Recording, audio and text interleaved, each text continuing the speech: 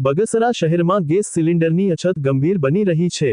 પરિસ્થિતિને પગલે શહેરની આશરે 15 જેટલી હોટેલોમાં ગેસની અસર।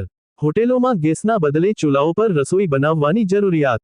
વેપારી મંડળના પ્રમુખની હોટેલ આશીર્વાદમાં પણ ચૂલાઓથી રસોઈ શરૂ। ગેસની અછતને કારણે હોટેલ વ્યવસાય પર અસર જોવા મળી રહી છે। વેપારીઓને વિકલ્પરૂપે આ રીત અપનાવવાની ફરજ પડી છે। બગસરા આશીર્વાદ restaurant honour Bhavesh Amritlal Basra.